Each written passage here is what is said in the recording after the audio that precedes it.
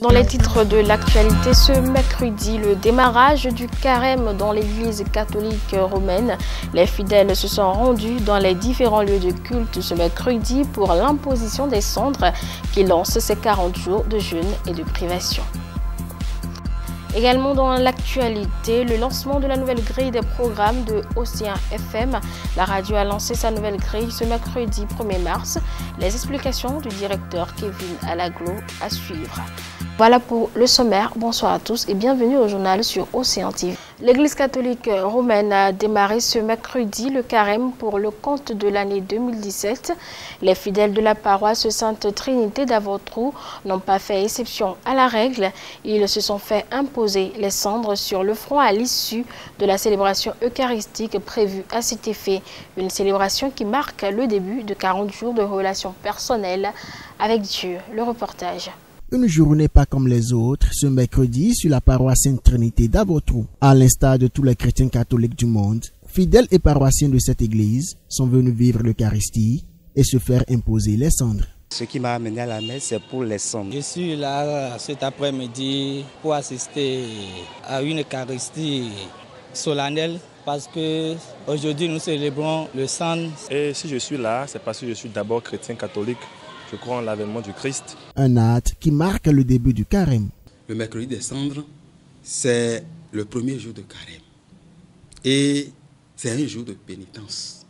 Un jour où les chrétiens reçoivent la cendre, qui est le symbolisme du fait qu'ils sont poussière et qu'ils vont retourner à la poussière. Et ce signe symbolise également le fait que le chrétien doit revenir à Dieu, doit regretter sincèrement ses péchés et revenir à Dieu. C'est le signe qui engage les chrétiens dans une conversion vraie et sincère. Dérivé du grec quaresma, 40. Pendant ces 40 jours, à l'image du peuple de Dieu qui a marché durant 40 jours dans le désert, les chrétiens catholiques, à travers jeûne, aumône et prière, chercheront à se rapprocher de leur Dieu et de leur prochain. Bon, c'est un temps où on doit se recueillir, faire beaucoup d'aumônes et penser à pardonner surtout nos frères et sœurs avec qui on avait déjà quelques problèmes dans le passé. Passer ce temps de carême, c'est vraiment laisser certaines choses comme mauvaise habitude. Nous nous rappelons simplement de la passion, la mort et de la résurrection de notre Seigneur Jésus. Et pour ce temps, il nous a exigé 3 choses. Le partage, la prière, la pénitence. Et personnellement, moi, ce que je prive le plus, c'est le partage. Ce temps qui a démarré par le mercredi des cendres, pour vivre ce temps, il faut beaucoup prier, partager, jeûner, pour vivre avec le Christ sa passion. Pour le curé de la paroisse Sainte Trinité d'Avotrou, le mercredi des cendres est un jour qui rassemble aussi bien les chrétiens que les non-chrétiens. Pour lui, cette imposition des cendres ne doit pas être considérée comme un talisman en vue d'une éventuelle guérison. Je voudrais d'abord dire à mes frères et sœurs en Christ, aux hommes et aux femmes de bonne volonté, que le cendre que nous prenons, marqué en signe de croix sur nos fronts, le mercredi de chaque année, premier jour de carême, au lendemain du mardi gras, n'est pas un gris-gris, un talisman, ni un remède de protection contre les sorciers ou un médicament contre la guérison des malades physiques, des maladies physiques ou infestations diaboliques. Parce que la religiosité populaire nous donne l'impression que tous les fidèles ne comprennent pas le vrai sens du mercredi des cendres. Certains viennent juste prendre les cendres et rentrent chez eux sans participer à l'Eucharistie. D'autres les emportent à la maison et en font un usage occulte. De plus, ce ne sont pas seulement les catholiques qui viennent ce jour-là à l'église. Il y a aussi les non-catholiques. Cela signifie que la plupart de ceux qui viennent ne sont pas toujours à la recherche d'une rencontre vraie et sincère avec le Christ, mais à la recherche de l'utilitaire. À travers la cérémonie des cendres, l'Église rappelle à chaque chrétien qu'il est poussière et qu'il retournera poussière, comme il est écrit dans le livre de la Genèse dans la Bible, au chapitre 3, verset 19. La radio Océan FM change sa grille des programmes. La nouvelle grille a été lancée ce 1er mars. Kevin Alaglo, directeur de la radio, expose ici le contenu. Il est au micro de Semiati Yessoufou et Léon Sadivi. C'est un programme pour déterminer la première saison 2017-2018 que nous allons démarrer le 1er mars. On a déjà beaucoup communiqué là-dessus. Il y aura quelques innovations. Le programme n'a pas changé en tant que tel. Il y aura quelques innovations, quelques grandes émissions qui vont s'ajouter, à savoir Océan Hit Parade, la radio Actualité qui change demain avec M. Hospice Renou de Dravo en ce qui concerne la rédaction. Et vous allez remarquer dans les jours à venir que notre rédaction sera redynamisée avec un mini-journal tous les 16 heures. Vous aurez également au niveau du sport d'autres calendriers qui seront adaptés à notre sport habituel. Nous avons également une nouvelle émission qui s'appelle Hibiscus toutes les nuits. Les auditeurs vont revivre encore Hibiscus qu'on faisait avant.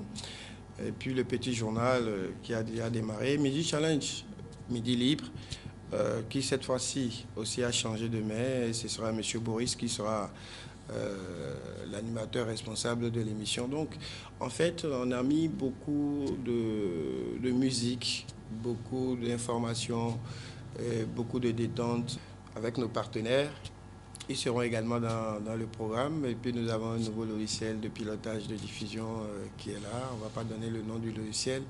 Mais je demande à tous les auditeurs de Radio Océan que ce sera un Eldorado de la bande FM qu'ils vont écouter à partir du 1er mars.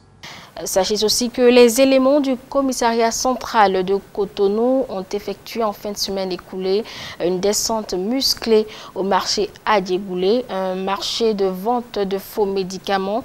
Plus de 80 tonnes de médicaments contrefaits ont été saisies et 109 personnes arrêtées. La plus grande pharmacie à ciel ouvert du Bénin a cessé donc de s'animer. Les boutiques de ces hommes et femmes qui s'adonnent à cette activité ont été vidées. Rappelons que cette opération fait suite à la décision de l'actuel gouvernement, décision prise en Conseil des ministres le 1er septembre dernier qui stipule une lutte contre la vente des faux médicaments au Bénin. Une décision qui s'inscrit dans le cadre de l'opération Pangea 9, entrée 5 mois après dans sa phase active. Et justement, dans le cadre de cette opération de lutte contre les faux médicaments, l'on est à même de se demander en quoi est-il important d'aller se procurer des médicaments dans les pharmacies plutôt que dans les rues. Élément de réponse avec ces habitués des pharmacies que nous avons rencontrés dans la ville de Cotonou. Le client qui vient à la pharmacie pour acheter un médicament rencontrera quand même des professionnels du médicament et ses collaborateurs qui ont reçu quand même des formations adéquates pour ce qui est de la manipulation de ce composé chimique qu'est le médicament. Vous savez, le médicament n'est pas un produit à laisser dans les mains des profanes. Il faut des professionnels pour le servir. Donc, si ce patient venait avec une ordonnance, les professionnels du médicament ont la capacité pour analyser cette ordonnance, voir si cette ordonnance provient d'un centre de santé adéquat, si le nom du patient et le poids y figurent, et aussi le cachet et la signature du médecin. Le professionnel aussi a la capacité quand même de vérifier les interactions entre ces différents médicaments et en cas de doute, appeler le médecin prescripteur pour avoir des renseignements complémentaires. Et tout ça dans l'intérêt de la santé publique, parce qu'il s'agit là de préserver la santé des patients. Et vous n'êtes pas sans savoir qu'il y a des patients qui viennent pour des conseils en officine. Mais ces conseils sont de qualité et rassurant pour ces patients s'ils viennent en officine, pour communément appelé pharmacie. Parce que le professionnel du médicament, qu'est le pharmacien, pose des questions pour avoir des informations sur la pathologie dont souffre le patient. Et si ce pharmacien juge cette pathologie sans gravité, il se permet quand même de donner des conseils pour rétablir la santé du patient. Si cette pathologie révèle une certaine gravité, on réfère ce patient vers un centre de santé pour une meilleure prise en charge. En troisième point, le médicament est un composé fait de principes actifs et d'excipients. Il y a aussi l'information qui va avec et la responsabilité. Le principe actif est la composante du médicament qui permet de rétablir la santé. C'est cette composante qui guérit le patient. L'information, c'est-à-dire en officine, nous avons la possibilité d'expliquer au patient le mode d'emploi, la voie d'administration, et même si cela est précisé, on lui reprécise les posologies. Combien de fois il doit prendre ce médicament. Oui, à prendre le médicament, ces patients n'ont pas toutes ces informations. Donc tous ces avantages que je viens de vous énumérer ne sont réunis qu'en pharmacie.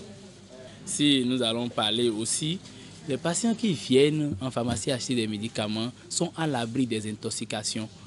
Les intoxications dues aux automédications inappropriées. En pharmacie, il y a des médicaments génériques. Et qui parle des médicaments génériques, c'est des médicaments à moindre coût. Nous avons, notre déontologie nous permet quand même de faire des substitutions.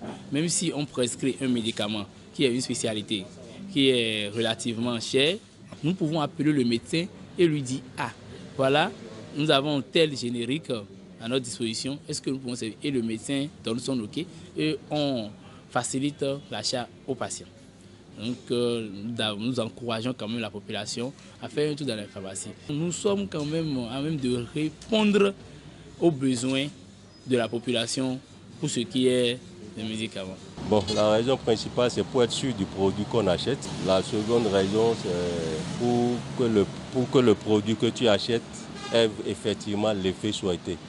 Parce que aux abords des rues, on n'est pas rassuré sur ce qu'on achète.